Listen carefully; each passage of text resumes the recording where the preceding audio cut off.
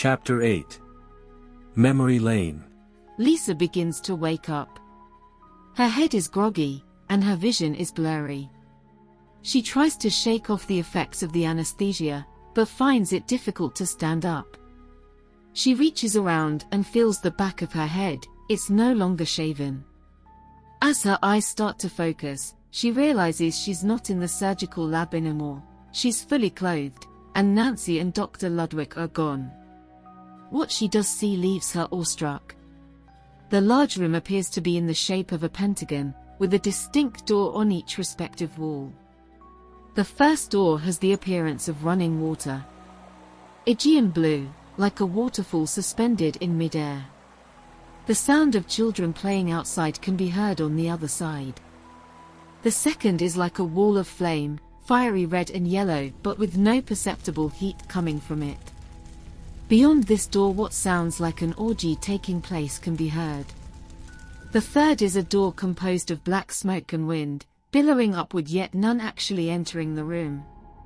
The cries of pain and anguish can be heard coming from this door. The fourth is the largest door in the room, made of solid steel. It, by contrast, appears to be held closed by a few pieces of flimsy plywood, crisscrossed at the top and bottom of the door frame. Whenever Lisa gets near it, something on the other side slams into the door trying to get out. The fifth and final door is exactly that, an ordinary door, with no distinguishing characteristics. Lisa tries this one first, but it is locked. She starts to pound on the door as panic begins to set in. Exhausted, she gives up and stammers to the center of the room. "Corey, where are you?" Lisa gathers herself and approaches the door that resembles a waterfall. She cautiously reaches out her hand to touch it, but as soon as she makes contact, she's sucked right in. Lisa is instantly transported back to the house she and Corey grew up in. As she gets closer, she can see two children playing in the front yard.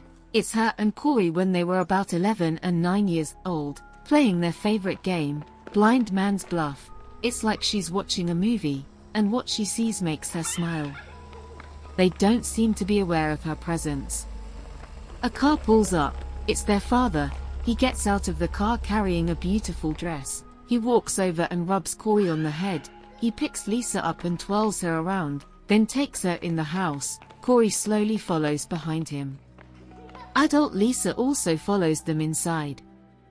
"My princess, I got you something special. Let's go get your mom." Adult Lisa watches as her dad sits the dress on the couch and takes Lisa upstairs.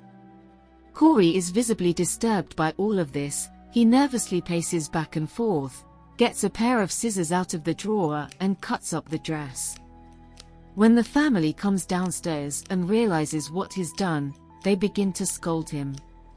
Corey puts his hands over his ears and shakes his head violently. At that moment Lisa is transported back to the room. She drops to one knee and tries to catch her breath. I remember that." "You remember what?" A hand reaches out and touches her shoulder. She turns and blindly tries to fend off whoever it is. Corey grabs her arms and tries to calm her down. Lisa! Lisa! It's me. It's Corey." She pauses long enough to get a good look at his face, and then gives him a big hug. "Corey! Thank God, I thought I'd never find you. Where are we? What is this place?" "I'm not sure, but I think it's my brain, or at least the part that holds my memories. When I go through one of these doors, it's like I'm reliving a part of my life, things I've already done." "Is this how you're able to see Dennis?" "No. I've never been here before. I see Dennis when I'm dreaming. I know I'm asleep, but something's different, something's changed."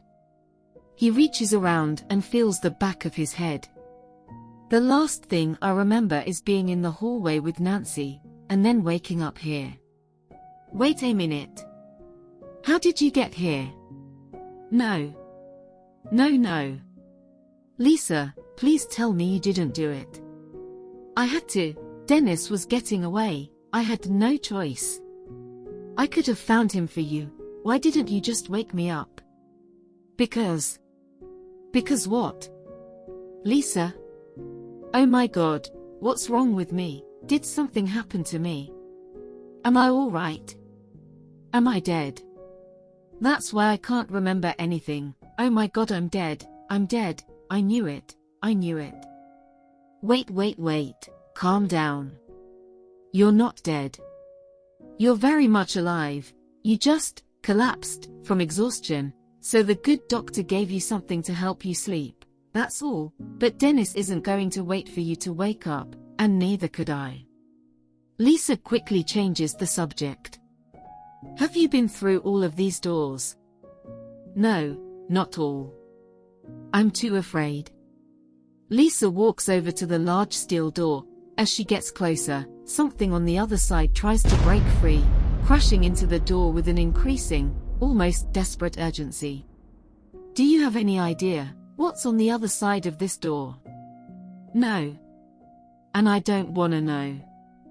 All right, we've wasted enough time. Just show me where Dennis is before I wake up. But I don't know where he is. What do you mean you don't know where he is? You're asleep, right?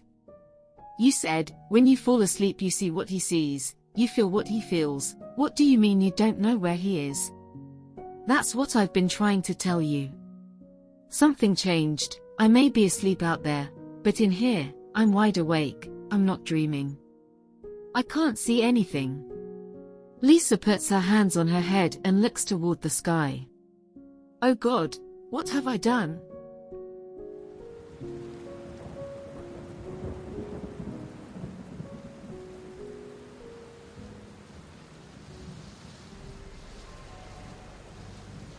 Patrol car 139 pulls into the lower-level parking garage of St. Mary's Hospital. A brief stop at the guard station and Dennis, dressed in a policeman's uniform, enters the hospital undetected. He drives into the restricted area currently under construction and begins to unload his cargo. At this time of night, there are no work crews, and this part of the building will be empty. He takes the freight elevator to the subroof and sets up his equipment. He returns to the garage, gets in the stolen police cruiser and drives off in search of the last piece of his puzzle. Captain Pagono is at the hospital looking for Lisa and Nancy, only to discover Lisa checked out hours ago. He calls her cell phone, but there is no answer. He then calls Nancy, who is with Dr. Ludwig at the lab waiting for Lisa to wake up. So, what went wrong, doctor? Are you trying to tell me there were no indicators, no red flags pointing to something like this happening? How could we know? Dennis represents a 1% chance an aberration would occur. We try to anticipate the safeguards necessary to offset the possibility that things will go wrong, but there's no scenario we could have come up with that would have prepared us for all of this. Forgive me if I seem a little skeptical, doctor, but that just sounds like a load of horse shit. Nancy's cell phone rings. Excuse me, hello. Officer Boyd. Chief. I'm at the hospital. Is Detective Miller with you? She apparently checked out against the recommendations of her doctors. Do you know where she is? Well, sort of, I mean. Not really, but... Do you know where she is or don't you? You're at the hospital, right? Officer Boyd. I'm on my way, Chief. I'll explain everything when I get there. She disconnects. Hello? Boyd, hello? Dr. Ludwig stares at Nancy intently. You're not seriously considering telling him what is going on here? Of course not. But we're in enough shit as it is, and I have to tell him something, stall him until we can figure this thing out. Here's my number, call me as soon as Detective Miller wakes up. Corey is lying on the floor trying to fall asleep while Lisa paces the room. Damn, I could really use a cigarette right now. Hey, remember that song you used to sing to me when we were kids, to help me fall asleep? What was the name of that song? I can't remember, but it worked every time. The greatest love of all. That's it. That's a stupid idea. I'm not singing some old-ass song, so you can fall asleep. You need to come up with something better than that, like a way to find Dennis. And why haven't I woken up yet, damn? Frustrated, Lisa throws her hands up. She walks to the other side of the room, then after a few minutes, begins to sing in a very soft voice. By the time she reaches the chorus, Corey is in a fetal position with his thumb in his mouth, fast asleep. Just like I said, a stupid idea. As she looks up, something suddenly crashes into the large steel door. Lisa is at first startled, and then she becomes angry. She charges the door and begins to pull off the thin pieces of plywood. By the time all the boards are removed, she's exhausted and panting heavily. The door resembles a bank vault. She begins to turn the multi-handled lock in the center, and a heavy unlatching sound reverberates throughout the room. Lisa struggles to pull the weighty door, but as it opens, a mournful cry is released into the air. She steps into the doorway, but only sees darkness. She's afraid, but something is drawing her in. She needs to know what's on the other side, so she bravely walks through. When Lisa emerges, she immediately recognizes the building in front of her. After her parents divorced, her mother, now a single parent raising 2 kids, moved from their New Jersey home to an apartment in Lower Manhattan. This is the performing arts high school she attended. Tonight, they're putting on a talent show, one of many that Lisa has participated in over the years, but tonight is different, tonight is special. Her mother has worked tirelessly to get her noticed, and tonight it's all going to pay off. Talent scouts from the Morris William Agency are in the audience, and after receiving a VHS tape of Lisa singing, dancing, and modeling, have agreed to meet with her after the show. This was it. Lisa crosses the street and enters the building. As she makes her way to the auditorium, she sees many familiar faces from her past. Once inside, she looks for her younger self, then remembers her pre-show ritual, a trip to the bathroom. Lisa is walking down the hall when she notices a tall skinny man with a mustache, dressed in oversized clothing. A winter coat and a wool hat that covers most of his face, but the unusual thing is this man enters the ladies' bathroom, and it is at that very moment that Lisa realizes what night this is. Within seconds, a young girl's scream is heard, and the man leaves the bathroom heading for the nearest exit. Helpless, all Lisa can do is watch. She decides to follow the man. After all, she knows what happened in the bathroom. 19 years ago, she was that little girl. The man exits the building, and with a hurried pace, makes his way down the street and away from the school. He turns the corner and darts into a nearby alley.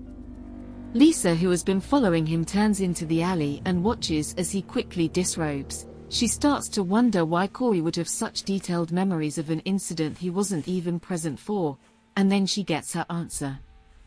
The man turns around, removes his blood-stained gloves, peels off his fake mustache and takes off his hat. Lisa cannot believe her eyes. It's her brother Corey. No! The shock sends her into a tailspin. She drops to her knees and begins to vomit. She looks up, and the alleyway starts to blur as Corey slowly walks through her. Lisa awakens violently, screaming and kicking, trying to free herself from the platform. Dr. Ludwig leaves his terminal and gets a sedative to calm her down, but before he can administer it, Lisa manages to free one of her arms and knocks it out of his hand. She then grabs him by the collar and pulls him close with a crazed look in her eyes. "Get me the fuck out of here,"